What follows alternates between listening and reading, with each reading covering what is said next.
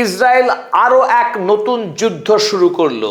Recep Tayyip এরদোগানের তুরস্ক এতদিন আড়ালে আড়ালে এই বিষধর সাপ গণহত্যাকারী বেঞ্জামিন নেতানিয়াহুকে অস্ত্র বিক্রি করছিল এবং তারপর যখন বুঝতে পারলো রিসেপ তাইয়েপ এরদোয়ান যে সে নিরাপদ নয়, তখনই সৌদি আরব এবং পাকিস্তান এই দুই রাষ্ট্রের সঙ্গে মক্কা সামরিক জোটে সই করলেন। আর তাতেই ভীষণ চটে গেছে এই গণহত্যাকারী বেঞ্জামিন নেতানিয়াহু।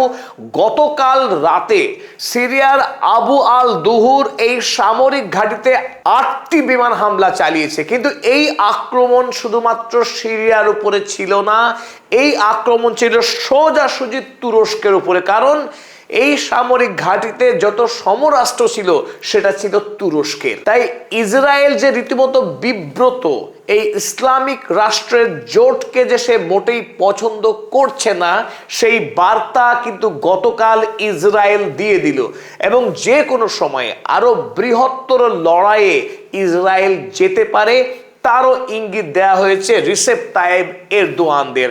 তাই মধ্যপ্রাচ্যে মুসলিম রাষ্ট্রের জোট ইসরায়েলকে যে বিপদে ফেলতে পারে তার আশ কিন্তু পাচ্ছেন এখন বেঞ্জামিন নেতানিয়াহু।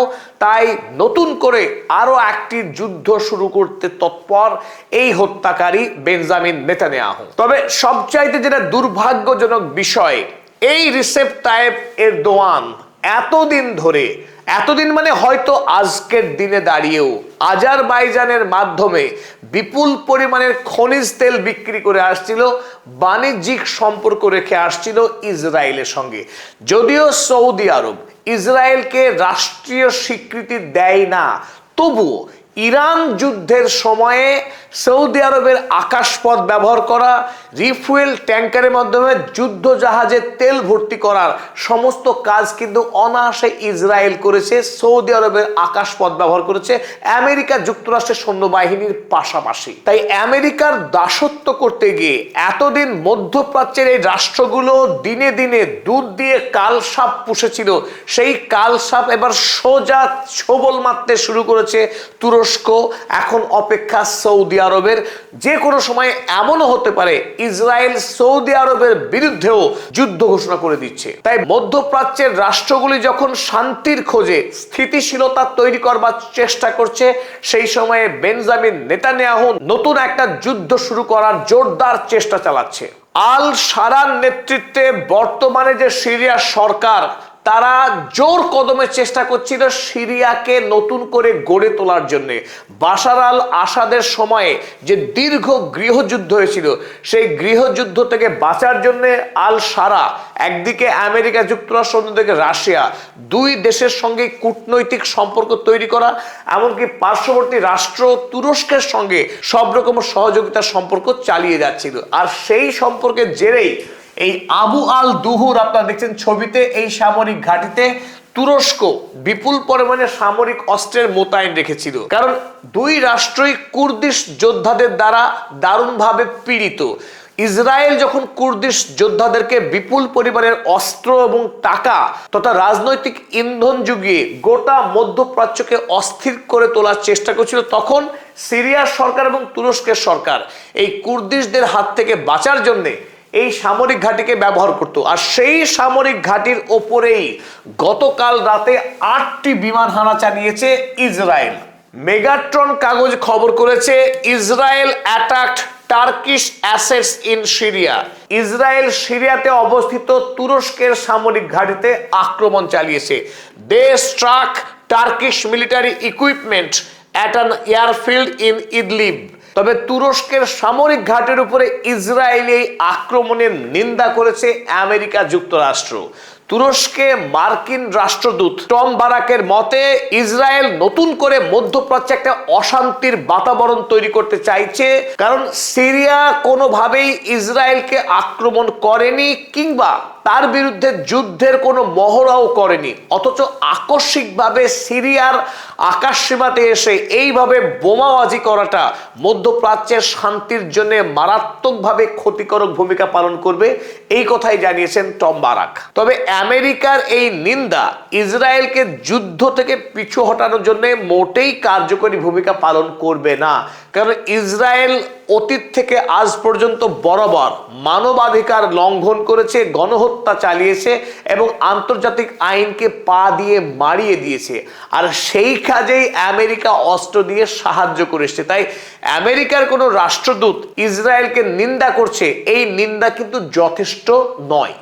তবে এবার যেটা মজার সার্কাস আপনাদের সামনে তুলে ধরবো সেটা হলো ডোনাল্ড জে ট্রাম্প, আমেরিকার উন্মাদ রাষ্ট্রপতি, যাকে আমরা বলি বলদ বা মহিষ। এই বলদ ট্রাম্প তিনি ট্রুথ সোশ্যাল মিডিয়াতে একটি পোস্ট করেছেন, ছবি আপনারা দেখতে পাচ্ছেন, চিনতেও পাচ্ছেন। এই সেই ইরানের হরমুজ প্রণালী, যে হরমুজ প্রণালীকে ইরান সম্পূর্ণরূপে নিয়ন্ত্রণে রেখেছে, সেই হরমুজ প্রণালীকে তিনি এই গোল বৃত্ত করে দেখাচ্ছেন। এটা বর্তমানে আমেরিকার সাম্রাজ্যের, আমেরিকার ভূখণ্ডের অংশ। এটা হচ্ছে নিউ ইউএস টেরিটরি। আমেরিকার নতুন ভূ অঞ্চল হচ্ছে এই হরমুজ প্রণালী। এখন পৃথিবীর মানুষ এই ছবি দেখে হাসবেন না কাঁদবেন কিছুই বুঝতে পারছেন না।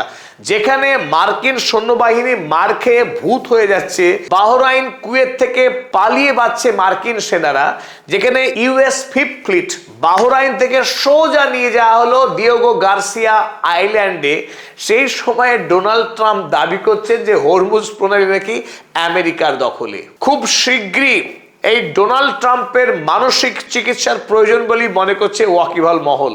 তবে ডোনাল্ড ট্রাম্পের মাথার চিকিৎসা করতে পারেন একজনই, তিনি আর কেউ নন, তিনি ইরানের supreme leader Mujtaba Khamenei. Mujtaba Khamenei Donald ট্রাম্পকে অর্থাৎ আমেরিকার প্রশাসনকে স্পষ্ট জানিয়েছে আগামী কয়েক সপ্তাহ অর্থাৎ বড়জোর 3 থেকে 4 সপ্তাহের মধ্যে ইরানের পক্ষ থেকে পেশ করা দাবিগুলি যদি আমেরিকা যুক্তরাষ্ট্র ভালোই মেনে না নেয়, তাহলে ভয়ঙ্কর যুদ্ধে যাবে ইরান। আমেরিকার সামনে দুটি অপশন খোলা, এক হচ্ছে পরাজয় স্বীকার করে নেওয়া, নতুবা আরো শক্তিশালী যুদ্ধে যাওয়া। আর সেই ক্ষেত্রে কিন্তু আমেরিকার সমূহ বিপদ, কারণ ইতিমধ্যেই ইরানের সঙ্গে যুদ্ধ লড়তে গিয়ে আমেরিকার যা করুণ দশা হয়েছে, তাতে করে নতুন যুদ্ধে যাওয়া আমেরিকার জন্য মোটেই নিরাপদ হবে না। তবে ইতিমধ্যেই আমেরিকা এবং ইরান দুই দেশের মধ্যে 17 জুন যে মৌ স্বাক্ষরিত হয়েছিল এবং তাতে এই কথা ছিল যে 60 দিনের মধ্যে ইরান এবং আমেরিকা এই যুদ্ধবিরতির সময়ে 60 দিনের মধ্যে পাকাপাকি চুক্তি সম্পাদন করবে।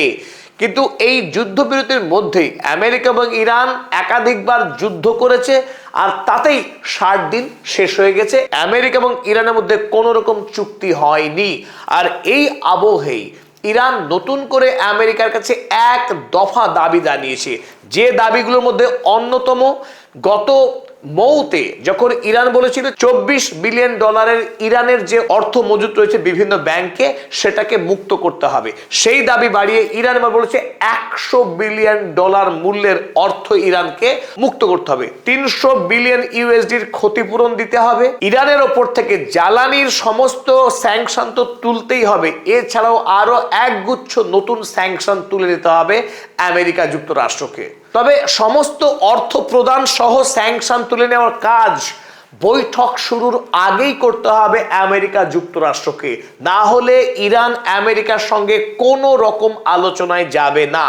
এবং তারপরে যেটা উল্লেখযোগ্য, হরমুজ প্রণালী যে ইরানেরই রাষ্ট্রীয় অংশ সেটা মেনে নিতে হবে, এবং হরমুজ প্রণালী দিয়ে যত জাহাজ চলাচল করবে প্রতি জাহাজ থেকে ইরান ফিজ সংগ্রহ করবে, সেটাকেও মেনে নিতে হবে আমেরিকাকে। কেবলমাত্র পরমাণু অস্ত্র তৈরির বিষয়ে ইরান আমেরিকার সঙ্গে আলোচনায় যেতে পারে। তাই এই সমস্ত দাবি যদি আমেরিকা মেনে না নেয়, তাহলে মুজতবা খামেনেই স্পষ্ট নির্দেশ দিয়েছে ইরানের আইআরজিসি সেনাদেরকে সরাসরি আমেরিকার বিরুদ্ধে আরো শক্তিশালী যুদ্ধে যাবার জন্য। আর ডোনাল্ড ট্রাম্প তিনি ইরানের সঙ্গে যখন যুদ্ধ করতে ভয় পাচ্ছেন, এখন ওমানকে ধ্বংস করে দেওয়ার হুমকি দিয়েছেন। কারণ ওমান নাকি ইরানের কথাই চলছে, আমেরিকার কথায় সে উঠবোস করছে না, আমেরিকার হয়ে ইরানের সঙ্গে লড়াইয়ে যাচ্ছে না, বা হরমুজকে নিয়ে সে তেমন কোনো শক্তিশালী সিদ্ধান্ত নিতে পারছে না ইরানের সঙ্গে। তাই ডোনাল্ড ট্রাম্পের যত রাগ এবার গিয়ে পড়েছে ওমানের উপরে। এরই সাথে আজকের আপডেট আমরা শেষ করলাম। আমাদের দর্শক মণ্ডলীকে জানাই কৃতজ্ঞতা, ধন্যবাদ, এবং যারা এখনো পর্যন্ত আমাদের পদাতিক চ্যানেল সাবস্ক্রাইব করেননি, সাবস্ক্রাইব করুন, সঙ্গে থাকুন।